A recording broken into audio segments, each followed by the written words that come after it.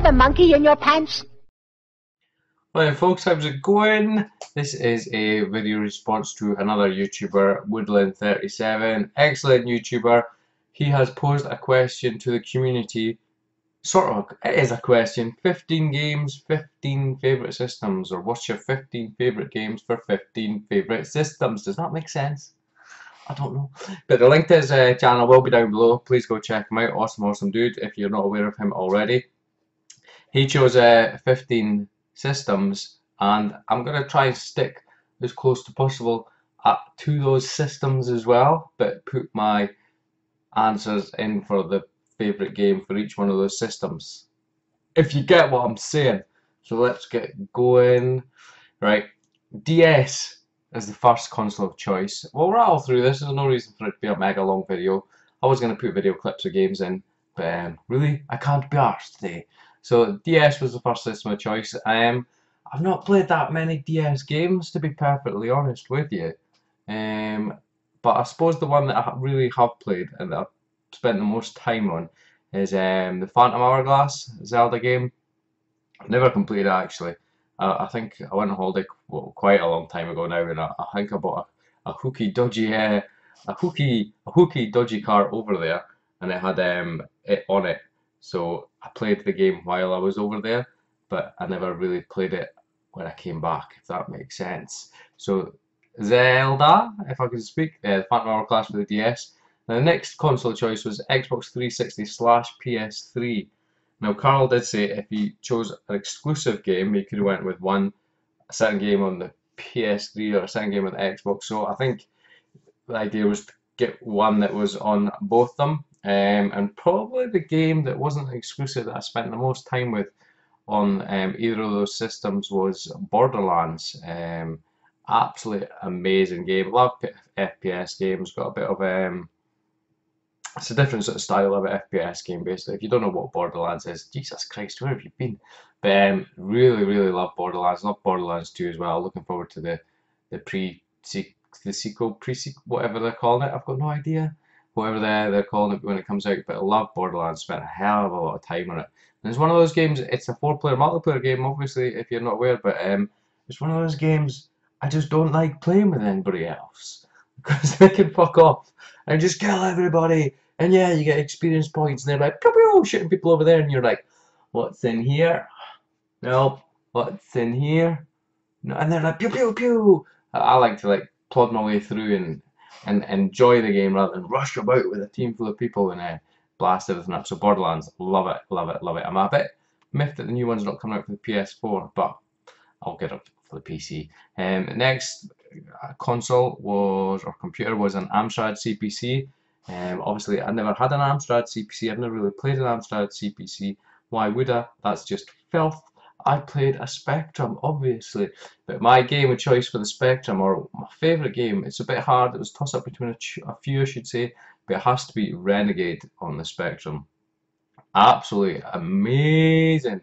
It's fucking 1,010 times better than the arcade version anyway. I don't even know how they managed to do it. Detailed graphics, the music on the 128K version is amazing. Spent a hell of a long time playing that, and it's a game still today that's held up amazingly well. It's a really good fun game. Next system was Amiga. Now I've got a lot of Amigas sitting here. Oh, I've got a lot of Amiga games are absolutely amazing games. I love the Amiga, but I had to think, right, what did I probably spend the most time playing on the Amiga? And it probably makes sense because of the style of the game it is and it has to be Elite Frontier. Obviously a follow-on to the original Elite. Amazing game. Try to do something really pretty impressive on the Amiga with 3D graphics and whatnot. It runs really well on my Amiga because it's all upgraded and funky dunky. It ran alright on the Amiga 500 back in the day that I played it on, but space exploration trading shooty game. It's the only way I can explain it, but I spent so long playing that game. I remember flying to one planet or one system. Let's buy something cheap here. Flying over to this one. Let's sell it for more money here. Flying over this one. Let's buy it cheap. flying over this one. I'm gonna sell it, buy it cheap. Done that for hours and hours and hours just so I could get enough money to buy a better ship or something like that. But amazing, amazing, amazing game. I'm looking forward to the new version that was Kickstarter that's coming out, because from what I've seen of it, it looks really, really good as well. Next system was PC Engine. It's a system I've not played in real life, but I have played in emulation. I have seriously considered picking up one in the past, but my game of choice for that is one of my all-time favourite arcade games as well, and it is R-Type. R-Type on the PC Engine is really, really pretty impressive. It's pretty solid, graphics are good, sound is good, gameplay is spot on. It's a good go at the arcade, for sure. But R-Type for the PC Engine. Now next, my monitor just switched off. If I just change colour, motherfucking monitor, I forgot I need to change the setting on that. Now next system Carl chose with the Neo Geo Pocket. I've played some emulated Neo Geo Pocket, and I'm talking like a hell of a long time ago. But I've not really played one in real life. But so I will take your Neo Geo Pocket, Carl, and I will throw in an Atari Lynx. And for the Atari Lynx, my choice of game is Clax. For those of you who don't know, it's like a arcade puzzle game where blocks clunk, clunk, clunk down towards the screen, and you grab them and you drop them down into this play area at the bottom, and you basically make lines or columns. Tetris-esque game, but the music, it's got music, it's got speech, really colourful game, and it's one of the better Atari Lynx games, I think, as well. Next system was Master System.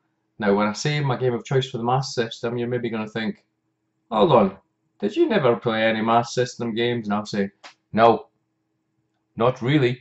And it's going to be Alex Kidd in Miracle World, the built-in game. Everybody knows what it is. But it's probably one of the only games that I spent a lot of time with on the Master System. I remember playing some tennis game. I probably played some others. I don't know.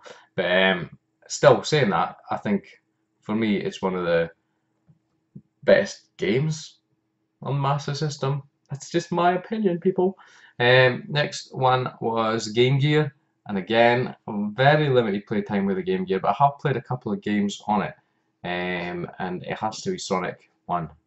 It does a fairly decent effort at it, is what I'll say, compared to the Mega Drive version. Still very playable, still very enjoyable as well.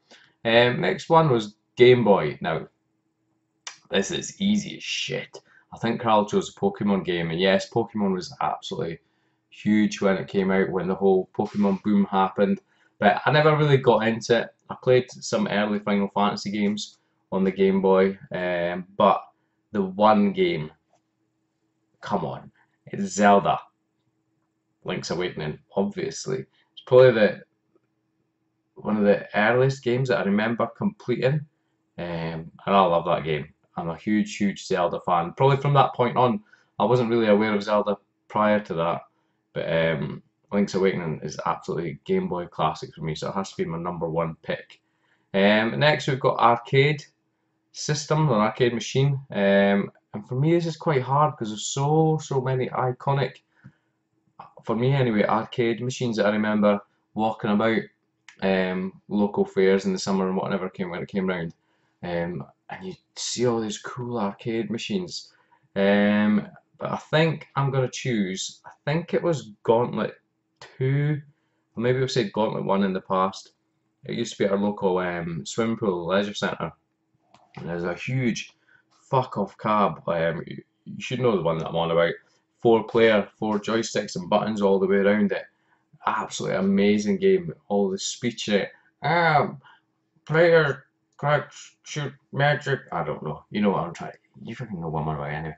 But absolutely love Gauntlet. I'd seriously love to have an arcade machine. I'd have to take everything else out this room to fit one in here, but it would be amazing. But that was really, really hard for me because there's Gauntlet, there's Outrun, there's Robocop, there's XY-Bots is what I call it. It's probably called Zybots.